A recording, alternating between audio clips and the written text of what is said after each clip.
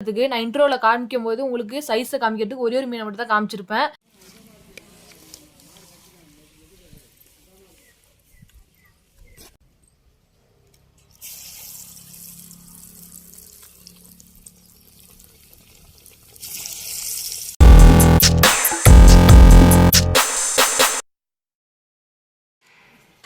Hi friends, நம்ம இன்னைக்கு ஜிலேபி மீன் வாங்கியிருக்கோம். இதை வச்சு நம்ம வறுவல் தாங்க பண்ண போகிறோம். வாங்க வறுவல் எப்படி பண்ணுறதுன்னு பார்க்கலாம்.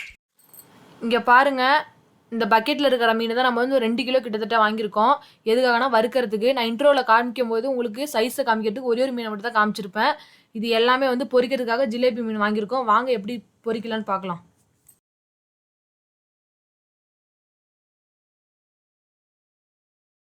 இங்கே பாருங்கள், அந்த மீனை நல்லா மேலே இருக்கிற செதம்பெல்லாம் வந்து செத்திட்டு சைடில் இருக்கிற ரெக்கையெல்லாம் கட் பண்ணிவிட்டு அழகாக வறுவலுக்கு தேவையான சைஸில் இப்போ கட் பண்ணிகிட்டு இருக்காங்க.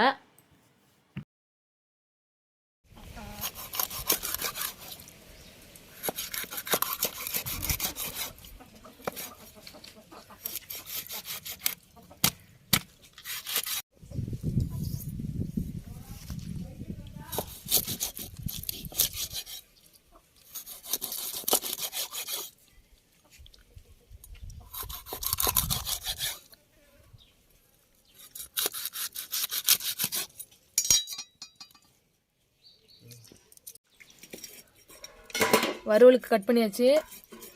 எடுத்துக்கிட்டு போடுறோம்.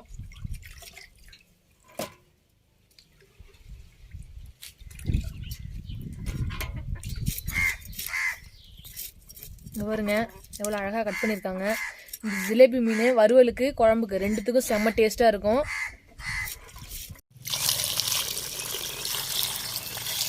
வறுக்கிற மீனை வந்து இப்போ கழுவிக்கலாம். நல்லா ஜிலேபி மீன் அருமையாக இருக்கும். குழம்பா இருந்தாலும் சரி தான், வறுவலாக இருந்தாலும். முள் மட்டும் கொஞ்சம் ஜிலேபியில் கொஞ்சம் அதிகமாக இருக்கும், அதை பார்த்து சாப்பிட்ணும். அவ்வளோ ஒரு டேஸ்ட்டாக இருக்கும் குழம்புக்கு. அதுவும் ஏரி மீன் சொல்லவா வேணும்.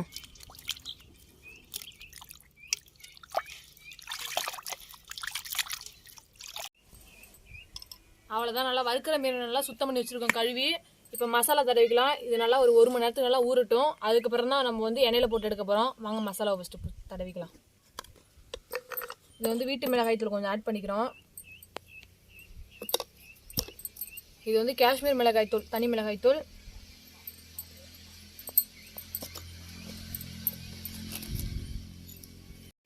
இது வந்து மீன் வறுவல் மசாலா, இதை கொஞ்சம் ஆட் பண்ணிக்கிறோம். அடுத்தது லாஸ்ட்டாக சால்ட்டு, அதுவும் தூள் உப்பு தான் போடணும். கல் உப்பு போட்டால் கரையாது.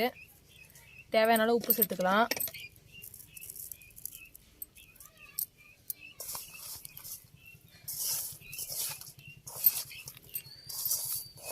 இப்போ 2 முட்டை எடுத்து வச்சுருக்கோம், அதை லாஸ்ட்டாக ஊற்றிக்கலாம்.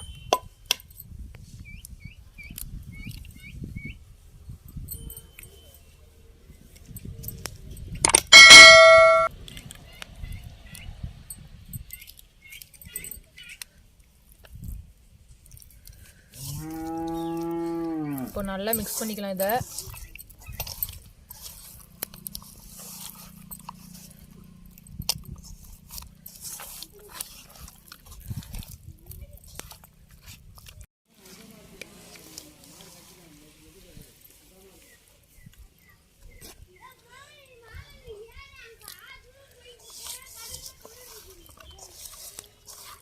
அவ்வளோதான், நல்லா மிக்ஸ் பண்ணியாச்சு. இப்போ இது நல்லா 1 மணி நேரத்துக்கு நல்லா ஊறட்டும். அதுக்கப்புறம் எண்ணெயில் போட்டு எடுத்துக்கலாம். இப்போ மீனை பொரிக்க போகிறோம். அதுக்காக வானலில் எண்ணெய் ஊற்றி வைக்க போகிறோம் அடுப்பில். இப்போ மீன் பொரிக்கிறதுக்கு எண்ணெயை ஊற்றிக்கலாம்.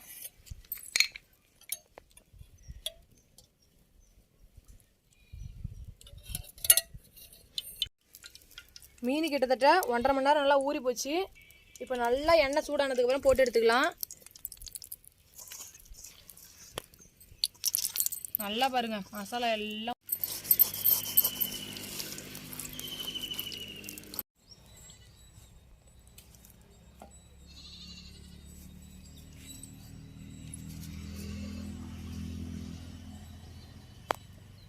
சட்டி நொடிக்குதா? இல்லை கரெக்டாக இருக்குது.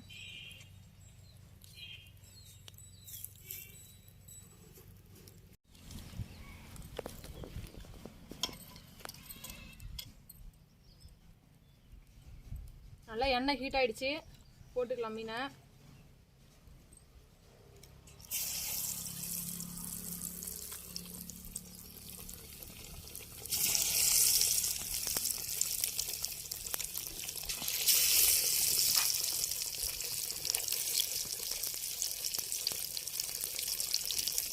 நல்லா சுடுச்சு போல. போதும்.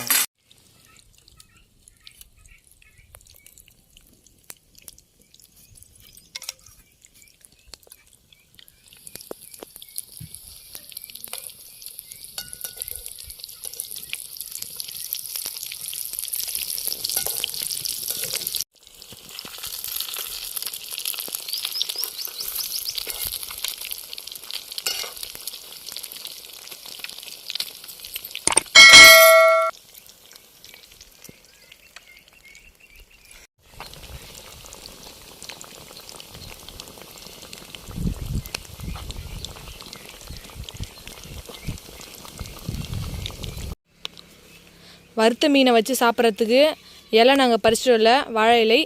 அதனால் இப்போ வந்து பூவரசம் இலை இருந்தது, அதை வந்து நீட்டாக நம்ம வாழை இலை மாதிரி இப்போ தயாரிக்க போகிறோம்.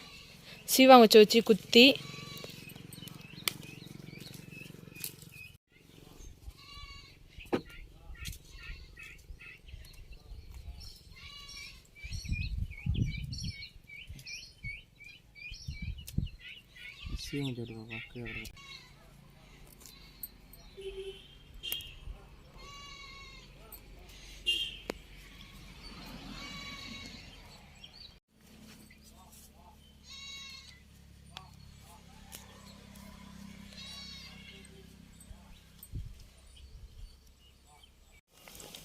இதோ பாருங்கள், பூவரசம் எல்லாம் ரெடி ஆகிடுச்சு.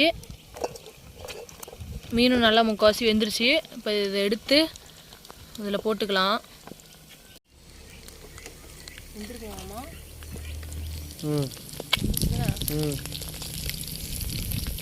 வெந்துருச்சு. மீன் நல்லா வெந்துருச்சு, எடுத்துக்கலாம்.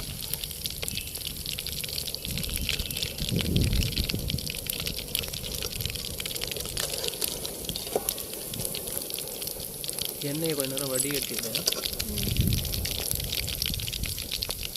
நல்லா ஜிலேபி மீன் வாசம் செம்மையாக அடிக்குது.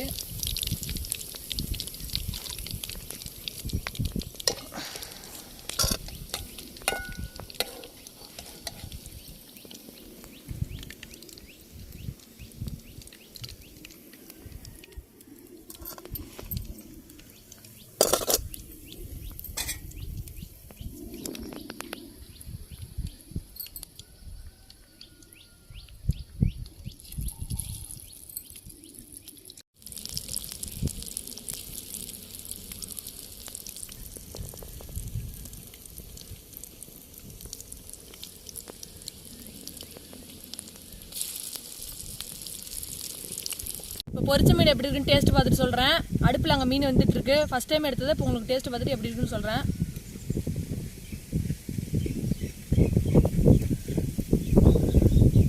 இப்போ பாருங்கள், மீன் எப்படி பூ மாதிரி வெந்திருக்கு பாருங்கள்.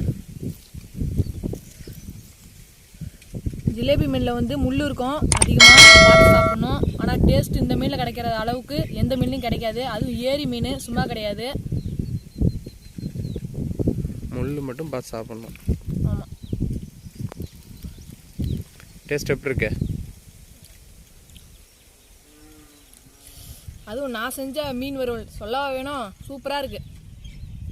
உப்பு காரம் எல்லாமே அருமையாக இருக்குது, அவ்வளோ டேஸ்ட்டாக இருக்குது. ஜிலேபி மீன் வறுவல் இன்றைக்கி தான் சாப்பிட்ருக்கேன். குழம்பு கூட நான் சாப்பிட்ருக்கேன், ஏற்கனவே சாப்பிட்ருக்கேன். வறுவல் இன்றைக்கி தான் சாப்பிட்றேன். ரொம்ப டேஸ்ட்டாக இருக்குது. இதே மாதிரி மெத்தடில் ரொம்ப சிம்பிளாக தான் செஞ்சுருக்கேன் நான் இன்றைக்கி. ஒரு மீனுக்கும் ஒரு வகையும் வந்து மசாலா போடணும். ஜிலேபி மீனுக்கு வெறும் மிளகாத்தூள், உப்பு, அந்த மீன் வறுவல் மசாலா மட்டும் போட்டால் போதும். முட்டை அது எல்லாத்துக்குமே போட்டு தான் ஆகணும் சொல்கிறேன். சரி, அடுத்த வீடியோவில் பார்க்கலாம். பாய்.